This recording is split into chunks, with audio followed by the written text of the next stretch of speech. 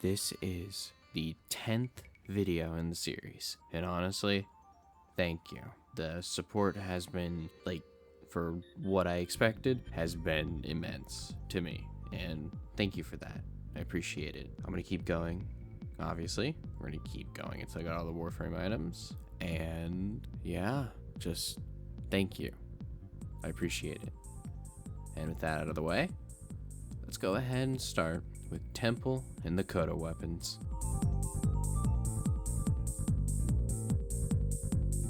The farm for Temple is very straightforward.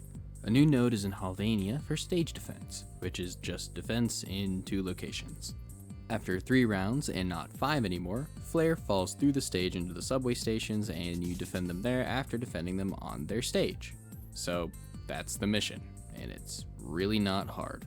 Bring a nuking frame to get it done fast. It does spawn a Screamer on the final wave of 3, but they're not any harder than a Demolisher in a Disruption mission.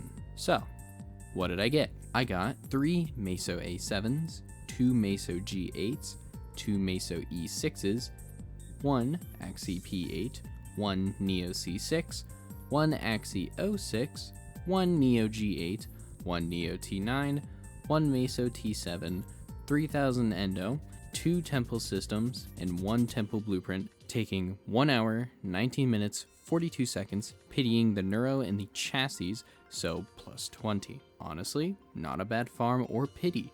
The currency comes at a decent pace, and the mission really isn't hard, and Flare doesn't die as fast, so S tier. The same sentiment for the tier also applies to Temple's potential, because holy shit, they're very good. Temple is a straight fire warframe, figuratively and literally. So let's go over his abilities, shall we? Temple's 1 shoots pyro pillars of flame through the ground with a good amount of damage, and we'll go over the metronome in just a moment. But Temple's 2 shoots out a wave of heat damage in front of you, also making enemies more vulnerable to criticals, which is kind of insane. Temple's 3 makes them invulnerable for a short period of time, healing themselves, making allies' weapons in the affinity range do extra heat damage on their weapons each time an ability is successfully hit in this part of the metronome. So, now that we're talking about the metronome, let's revisit the 1 and 2 very briefly. When hitting on the backbeat on the metronome, for the 1, it increases the 3's duration by 4 seconds and ignites 2 more pillars. For the 2, it doubles the critical chance and also increases their duration and heat damage of the 3. The 3, you're just invulnerable for 4 more seconds. But now for the 4. The 4 is your exalted flamethrower that has very stupid stats, and can only be used if this gauge that you've been timing your other abilities to hit it in the middle to fill it up with has at least more than 0 in the gauge. And if you time the 4 to the backbeat, then it consumes no energy when summoning the weapon. But that's not all. While using the 4, you can aim in and shoot out mini explosive status projectiles of viral, magnetic, corrosive, and cold, all while shooting the flamethrower at the same time. And if you time each blast on the metronome, you will proc the element 3 times on the enemy and have a slightly bigger blast radius. Already, I'm just putting Temple in S tier, and honestly, they're becoming one of my favorite frames already, like holy crap. The damage from the exalted weapon and even the 1 was pretty good. For Steel Path, I don't know, and the 1 seems to be the safe subsume ability as the 2 accomplishes what the 1 does, but more. You can have a crap ton of pillars, but making the enemy take 100% more crit chance is ridiculous. Also, you just have a better Ignis Wraith, like way better. So yeah, Temple's going into S tier as well.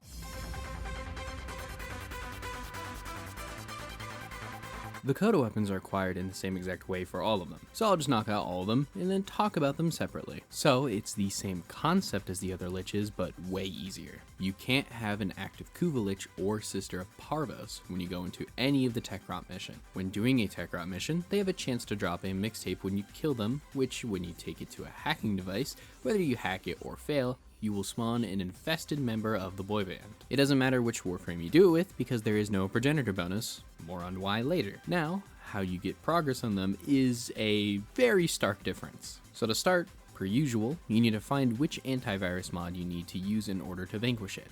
And there are 8. But instead of a chance upon chance to obtain said mods from Requiem relics, all that you have to do is do 1 bounty from Halvania for like 3 minutes or 5, depending on the objective, for the 2.5 hours, to then get a guaranteed drop of one of those mods that you need, luck withstanding of course. Because guess what? You only need one mod this time instead of 3. This time around, there are no thralls to stab to find out which mod you need, or even in order for that matter. You can equip 3 of the antivirus mods to then stab the Lich to find out which one you need. But there's a catch. You need to do Halvania missions with the little weird tech rot infestation things on them, and you can see your current percentage chance that they will even spawn on the map. But if they do, you stab them, and if you get it right or wrong, it'll add 5% to this meter, which we need to fill to 100%. So if you get it wrong, unequip those 3 antivirus mods, equip 3 new ones and try it again. If you get it right, you know the mod that you need to have equipped the whole time in order to progress faster with potency mods. How do you get those? Just kill tech rot. And here are all the drop chances. With the amount that you kill, this isn't that bad, but for me it was because I kept getting Immunio Shield and have like 10 copies of it. But each potency mod has a different effect when stabbing the Lich. Only 2 mods increase the amount you gain on the meter by 15%, and 10% for the other 3. Now the cool thing is that the potency mods go down by 1 use per stab, but the antivirus mod doesn't. It goes down by 1 use on a Vanquish. So each mod gets you 3 weapons theoretically. So you keep doing missions and hope your Lich spawns. Bring its health down, stab to get progress with your mods, then when it gets to 100%, we do what we normally do. Chase it down with Railjack, and this one is a bit more unique compared to the other 2. You shoot down a couple of speakers in order to gain access to the Tech Rot arena, but each time you get close to the Tech Rot speaker, they send Tech Rot at your Railjack, they invade you, you kill them, and the 2 infestation bulbs in there. Then you kill the speaker twice before you can actually go into the arena. Now, entering the arena, you have to dodge the attacks as they sing their song. If you get hit 3 times, then you take double damage. They hop off the stage, you drop their health, they hop back on the stage, they sing again, you dodge their attacks again, then you kill all 5 of them again to vanquish your Lich. Now you get the rewards, which is like a poster, a floof, an ephemera, and live heart cells. What we want is the live heart cells. The other stuff is cool though. But now we go to Eleanor and Halvania and buy the one we want. It's on a rotation to where only like 2 primers available for like 4 days, and then it switches to the other 2, and then there's the secondaries and melees that switch often. I also don't have enough info to know if the bonuses they get change from magnetic or whatever it could spawn with, but still, that's how you get it, and honestly, it's quite consistent. Then I'm going to rank the farm for all the Coda weapons in B to A tier. Now onto each of them and how I see their potential.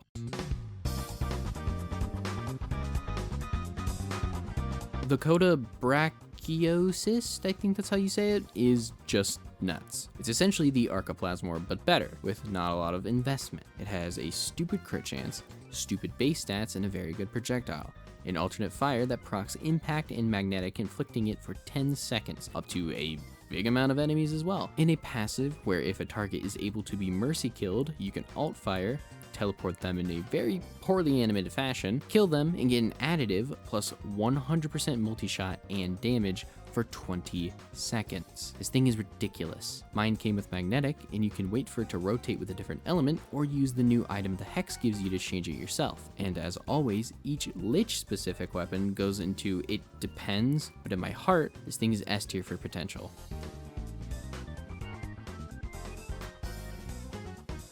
There's really not much to talk about with the Coda Hema. It is the Hema, which we've already talked about, but better. Everything about it is better. It has higher everything but the Riven disposition, and it comes with an extra amount of elemental damage. Nothing else to really talk about. It depends, but I'm feeling B to A tier.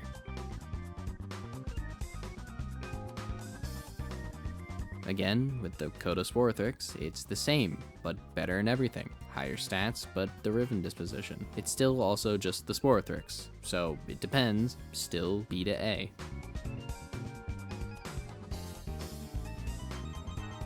However, for the Coda Synapse, I haven't used the regular Synapse yet, but spoiler, it's the next video anyway, so I can talk a bit more about it here and there. The Synapse is kind of just the Tord Incarnate's little brother, but this Coda version seems very good. It has a good beam length, good damage, and doesn't just instantly delete all of its ammo. I'm gonna hopefully safely say it's an A to S tier for potential, because with a full build, it could potentially rival the Torrid ? I'm not sure. Again, this is potential, not a full build Mega Destructo type deal, and to see if it's just worth investing in. So essentially that would have been the end of the video. But now, every 5 or 10 videos, I'm going to make an update to the tier list, minus heavy changes on like the most recent items, say of this video or the last one. But I'm still going to take a look at the whole tier list. For example, the Felarks in Fenmore not being on the same tier for farming, even though they have the exact same farming method, just a slightly different amount of void plumes that you need. So the Felarks will now be A tier. Stuff like that. And say a farm in video 2 I found is actually way easier than one in video 7, yet I put that one in video 2 in D tier, I'm going to bump that up to probably C or B depending on how it is. It's criteria like that. But to make it short and sweet, let's just go ahead and start with the farm. The Synta is going down to D tier because of the principle of the fact that it doesn't even have a drop chance on the official Warframe drop chance site / page. So, since we don't even know, it's going down into D tier. The Aelak is going down to B tier because it is not as consistent to get as the other A tier weapons. And finally for the farm, the Bosmu will be going down into It Depends because obviously it depends if Barccocyst really does want to have it or not in the rotation. If you think anything should be higher or lower, let me know. Now for the potential tier list, I mentioned Kome in passing in a video, but here I have moved her from, I believe, B or C down to D tier. There's not a lot for her besides her decrees. The Alternox is going down to C tier. There's not much going for it compared to the other weapons in the same tier anymore. The Bosmu is going down to A. After some of the other weapons that are in A, I'm moving it down there for now to see how I feel over time because it's not really an S tier weapon, especially if the AX52 and the Synta are in A. And lastly, the Bubonico is going in B tier. After the Barccocyst and others, this thing doesn't really seem all that great anymore to me. That is the last of the changes. Let me know what you think of them and if I'm very stupid and or I just can't see the potential of some of these weapons.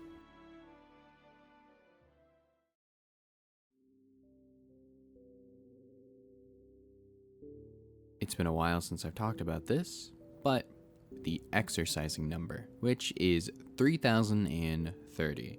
And as of this video, I'm going to be starting to get that number back down because I haven't done it in a while, and I'm going to be letting you guys know in the videos again because you deserve to know, because that was the whole punishment and the reason why I also had a punishment to begin with, and for myself.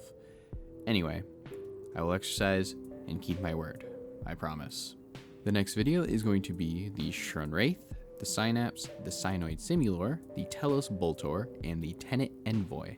Now, also, with the exercising and more other types of videos I'm doing and other stuff I might be doing, I'm going to be posting more on socials, specifically Instagram and probably YouTube posts, and not a Discord quite yet, and not Twitter, because Twitter is a cesspool of massive proportions, so yeah. The Discord is not going to be available yet. I'm still thinking about how I want to take it, what I want to do with it, and even if I want to do one. So, yeah, I also need to be consistent with this before I can probably do such a thing, and more for myself as well. Anyway, if you watched this far, thank you for watching. More videos are to come. The Easter holiday is done, so I'm back essentially. And yeah, that's it. Thank you.